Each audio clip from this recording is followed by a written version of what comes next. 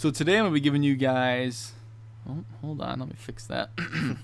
So today I've brought on Mike from Laughing Stock Media to help me do the spoiler review for 10 Cloverfield Lane. Mike, would you like to introduce yourself?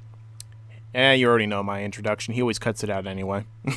Hey guys, it's Mike from Laughing Stock Media. How's it going? And please say the whole thing every time. Yes, that includes the Mike from Laughing Stock Media part. And today, obviously, if you didn't read the title or listen to the intro, we're doing spoilers on 10 Cloverfield Lane, a spoiler review of this film, and there's so much to really digest here. And Mike and myself have both done we've both done reviews on this film over on Mike's channel. I'll link the video down below.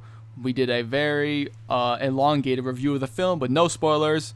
I'm sure no one's going to be interested in that because it's a spoiler review, but in case you are, it's down below. But other than that, Mike, let's talk about something we had. Did you have problems with the ending of this film? Because we know, if everyone's seen the movie, aliens. I mean, that was pretty much my main problem with the movie. Like, everything up until the ending is pretty much perfect. There was a little lull towards the beginning. Like, after that woman comes, like, there is a scene in the movie. And we're going to be all over the place, as, you know, Josh was Oh, we're not going to be in any order. There's so much to talk about. There was one point in the movie when, you know, she's trying to escape from the fallout shelter that John Goodman has her in. And she goes up to the window, and suddenly there's a car. And this woman runs out of the car, and she, like, has been hit by some, like, chemical attack. And basically she's, like, dying, and then she starts, like, she's screaming for them to let her in. And then she starts smashing her face on the thing, like, on the glass to try and get in. And, you know, it reminded me a lot of The Crazies. Like, you know, there was this movie called The Crazies where there was another virus that came, and basically, like, all these people were infected in this town. And instead of turning into zombies, it caused them to go, like, insane and start, like, killing each other and stuff. But also, like, at that point in time, like, I kind of felt like, oh, the movie's already over. You know, we already pretty much know what's going to happen. So there was that lull, which eventually they get out of. But pretty much the ending was my main concern because, like, the second she gets out of the actual, you know, place, and she goes on top of this car, and she looks in the distance, and she sees, like, there's this giant alien ship hovering overhead. And it's like, she says, oh, come on, or something along those lines, you know. I thought that would have been a perfect spot to end the movie. Like, I understand that they wanted to have, like, a climactic fight when she fights the alien, like, the alien, like, drags her. Like, there's this one alien that they drop out of this big alien mothership-looking thing. Like, and it looks like a kind of a worm or something, and it's, like, going after her and seeking her out. And I guess it's, like, you know, seeking it by, you know, sound. But, like, I didn't really think that was really necessary, and especially the fact that, like, at the very, very end, and what happens at the very, very end? Like, you know right. What happens, right? Right, with the whole distress signal, pretty much, on the radio. Yeah, I mean, like, it reminds me a lot, and I said this off air, of the ending of The Mist. Not The Mist movie, though, because, you know, I'm not going to spoil that for people who haven't seen it, because it's great. I'll definitely see that movie if you haven't. But the original ending of The Mist, basically, you know, in the book, which is different in the movie, basically they're driving and, like, they hear this, like, this news story about, or, like, something on the radio, just like in this, where they say, oh, there's this safe haven here, and you can come to the safe haven and you'll be safe, and the book ends there. And in this one, she hears about that, but then suddenly she hears another thing. It's like, oh, you know, we need help in, you know, in this place in Texas. We need help. We need you to help us. And, you know, if you have medical training and, you know, if you could fight and stuff like that. And she stops a car and she, like, is like, and she goes back and helps them. And then we see, like, it's gigantic ship hovering in the air and stuff. But, like, it seemed a little bit too cliche to me because realistically, I feel like she would have gone to the fucking safe haven. Like, I would have.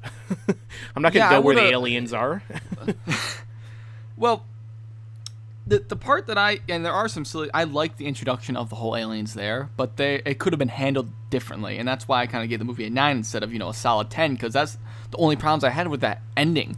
And I love the introductions of the aliens. I think it was honestly a twist, even though we know, you know, the first Cloverfield movie has the giant kaiju monster. We don't know if it's from space. I think with this one, it's kind of implying that it is a space creature, because I feel like that is a link there. I don't think they would have thrown the aliens in for no reason. A lot of people hypothesized the first movie's monster was kind of a sea monster, which it is in a way, but I think it's an alien, but we don't know it. Those movies are both raveled in so much mystery. Yeah. But I like that link and I was disappointed to see that the Cloverfield monster. In case you guys don't know, it's not in this movie, but the aliens that are here are cool looking. And again, I'm not going to regurgitate what you just said. The whole part where her throwing the Molotov to defeat the alien, whether that's a ship or like a ship monster, I don't know what the hell that thing is. It reminded me a lot. Definitely was organic a little bit. It reminded me a lot of that organic creature from the Avengers that the Hulk takes down, and Iron Man's like, I'm bringing the party to us. Pretty much. But the Molotov cocktail part was really stupid. How just one Molotov blew up the whole creature. Yeah. It was pretty silly, but there are parts of the ending that are very cool. Yeah. Because this whole movie, because Mike, I know you haven't really seen the first movie. I was a huge fan of it. The first movie, they're under I think it was a bridge. It's been a while. The movie's 8 years old actually at this point. I've seen it a couple of years ago. At the end, there was, the monster was there, still alive, and the people were under the bridge. And I think what happened was it got bombed. That's kind of why they were going with the explosion for this one. Yeah. Because there was an explosion, and I believe the monster did have a roar after the explosion, kind of implying that still lived. Mm-hmm. We're still not sure about that because they don't show it at all. They don't even imply that they make no mention of a monster in this movie at all because the people in this bunker have no idea what happened. But the whole movie we're going on thinking it is, a fallout, a nuclear fallout, because that makes sense from the last movie. We don't know if it was a nuke that hit the monster or a regular bomb, but the whole movie I'm like, it's a nuclear fallout. I know that they're trying to trick you and make you think that he's lying to the girl and the guy, which he's lying about a lot of things, obviously, but he truly believes it is a nuclear fallout out there. And when she sees that woman that's all burnt up, it, makes it look like a nuclear fallout, of course. And the way that she says, it only touched me a little bit, made it seem like I was some hoping kind of you would attack. say that. None of my friends mentioned that. I'm like, they only touched me a little bit or whatever. And I'm like, I want to say something to my friends, but I don't want anyone else to get picking up on it. That was an amazingly placed line, by the way, because that can go under a lot of people's radars. Yeah. But I assume they were talking about the monster, too, by the way. I really, that monster looks so cool. I wanted to see it in the movie, but it's not there, unfortunately. I think that had a $15 million budget, so I don't know. I mean, I think that she meant probably the gas, that right, gas absolutely, that that's what giant it was, yeah. vagina Which monster I released. was hoping it was going to be the monster, but we got these new things, which don't look terrible. They're new designs. But the whole movie, that was the amazing part. That was a twist in a way for me, and I know actually it was a twist for a lot of people, I'm assuming, because it's a giant story point in the movie. We get through, she rips her suit, I'm like, she's fucked at this point, basically. Yeah.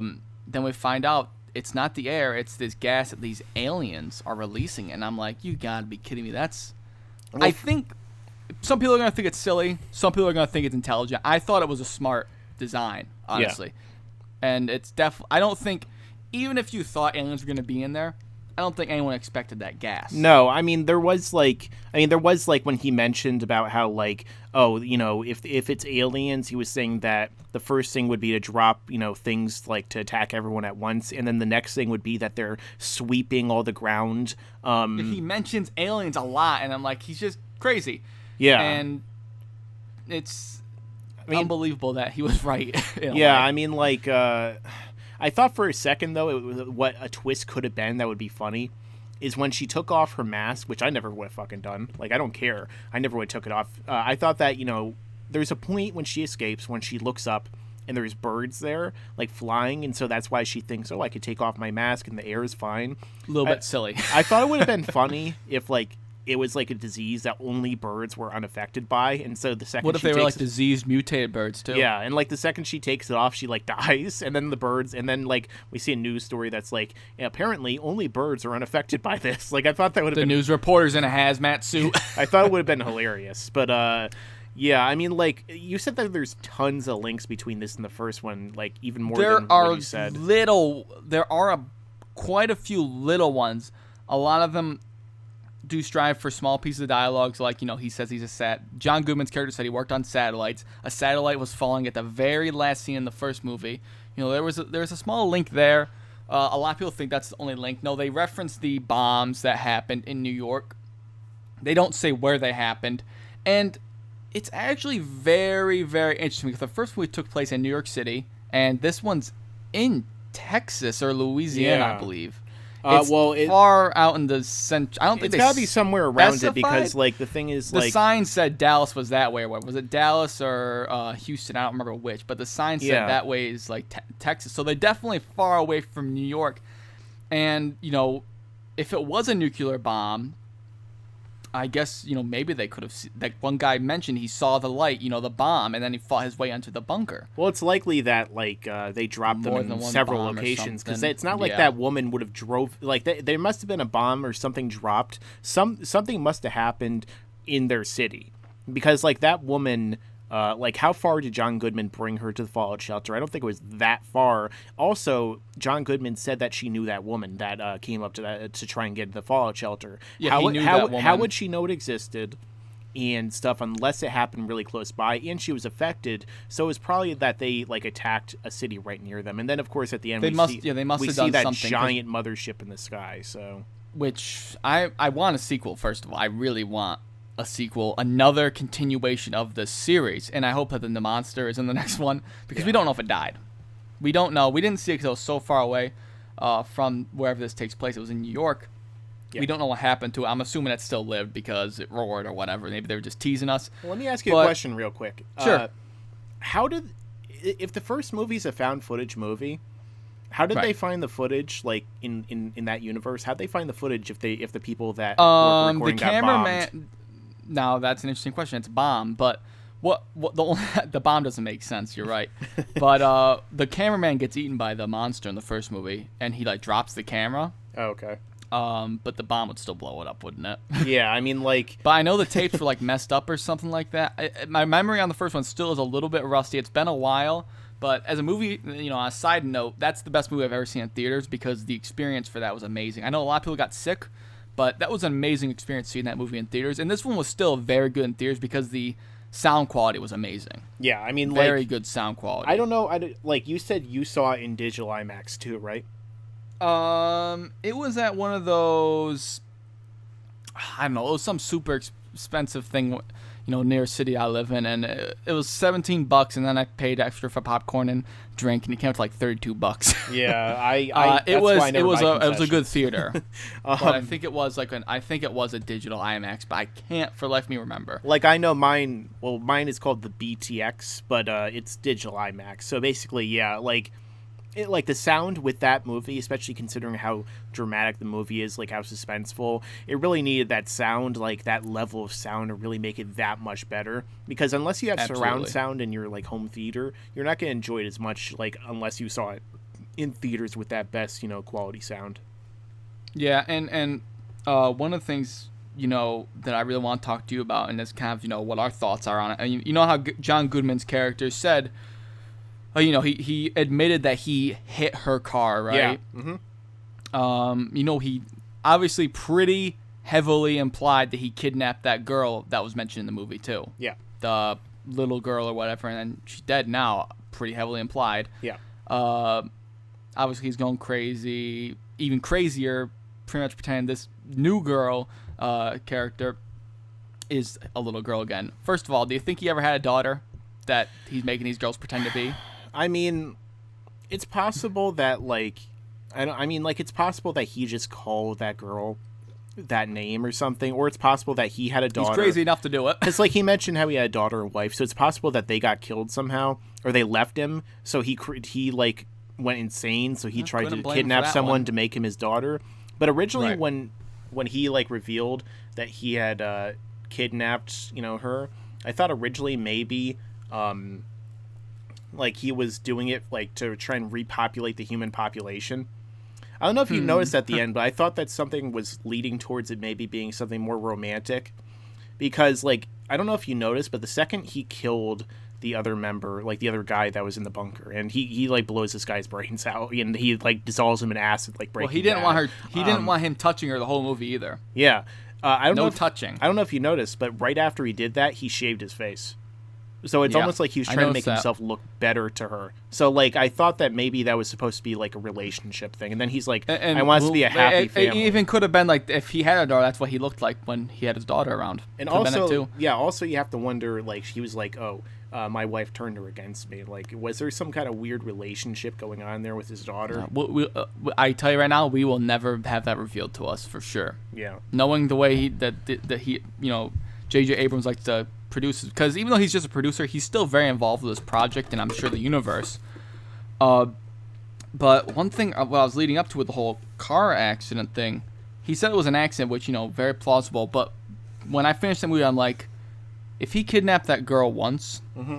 I don't think it was an accident. I think that he purposely... I think it was forced, because the scene before we see those headlights at the gas station, we don't see the car, but they made a very big deal about a car being there. Yeah, well, they made a really big...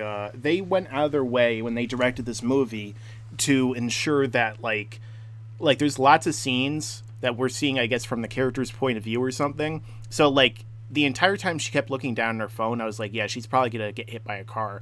I expected her to, like, swerve and hit a car or something, and it would be completely different, and maybe he just found her other than that. But the way that we see the flashback, it looks like he purposely swerved into her car.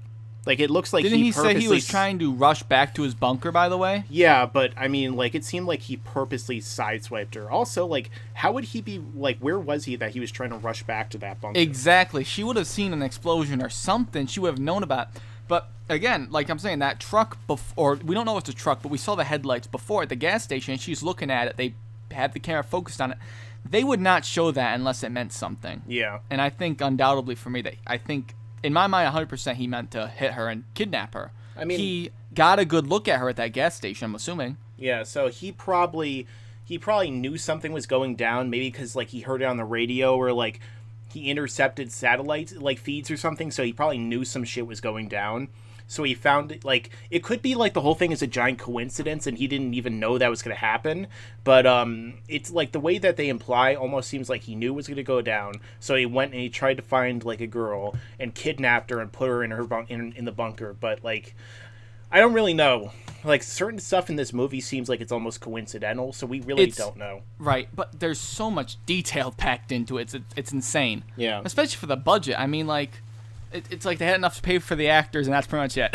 I mean, that's that. And again, not everyone's charging acting, contracts like. It's not like any of the. Robert It's not like Jr. Yeah, I mean, I was gonna say it's not like any of the actors in this movie are big deals. Like the only actor in this movie that I even knew his name was John Goodman. Which he needs way more work than he gets. That's for sure. Yeah. So such a phenomenal actor, and this movie just shows how much presence. The way he makes this character is so unsettling. He was actually scary in this movie. Oh, yeah. Like, he's a big guy. When he's blocking your way in that bunker, she's not going to get past him. Yeah, I mean, he's a really big dude in real, like, he's like 6'3", but, like, the thing is, like, on top of that, he was also another great movie where he played a psychopath years ago that a lot of people need to watch that they haven't seen yet, and it's another Coen Brothers movie, and the Coens always make him great, It was called Bart and Fink. And, like... I don't think I've ever heard of that. It's a movie with John Turturro as the main character. And basically, he goes to Hollywood because, like, he put a successful play on. He's a playwright. And so they want him to write a wrestling movie. But, it's, like, in the 1920s or 30s or something. And he, like, is conflicted because he wants to write something great. But, they want him to write just some piece of shit.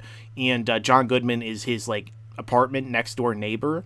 And he's, like, insane. But I'm not going to say anything else, but, like, Oh, I'm going to see it myself. he's great in that movie. Like, that's a very underrated and great role for him. But, yeah, he's been great since even Roseanne. Like, he's just a great actor, and it's, he needs an Oscar. Actor. Even in a voice actor, he's got an amazing voice when he's in Monsters, Inc. He actually did voice work for a game called Rage, which some people know.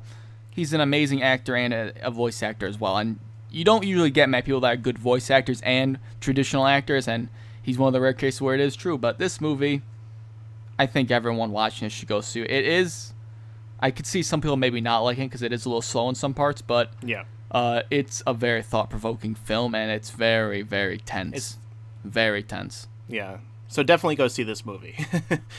Is there anything else you want to talk about? I know we covered a lot of spoilers. There's still some stuff we didn't talk about, but we can't describe every single detail of this movie. I'm assuming most people that are watching this hopefully have already seen the movie. They know what happens, but are there any other parts that we should talk about? I think we've both only probably seen the movie once, right? Yeah. I definitely want to go see it again. Yeah, I'm probably going to see this movie again as well. But, like, I mean, if we detailed this movie, it would be just, our details would be just as long as the movie or even longer. Mm-hmm. So, you know, there's so much stuff to We already speculate spent 20 about. minutes talking about like 4 scenes. Yeah, so I mean, like, at the end of the day, like, this is a movie that you guys need to go see, and you'll probably even catch stuff that we might have not caught, especially if you've already seen, like, the first Cloverfield movie. It's definitely something worth a second watch. If I there's saw so many the details I missed. Yeah, if I saw the first one, I would have probably caught a lot more details than I did. But definitely check this out, and probably check that one out too. Right. So guys, let me know what your thoughts on this movie are down below. If you've seen it, if you haven't seen it, what do you think of it? Any spoilers you want to talk about, feel free to start discussions down below. And do not forget to check out Mike from Laughingstock Media. I'll link our original review and his channel down below. Go check him out. I'm sure pretty much everyone subscribed to me at the moment already knows about him, though. Mike, any final thoughts? Yeah, John Goodman was John Badman in this movie. That's right. Well, guys, I hope you guys enjoyed this video. I'd like to thank you all for watching. Again, check out Mike's channel down below, and I'll catch you later. And you better subscribe. So today I'm going to be... Bye, girls. What's up? Bye, girls. Who is down?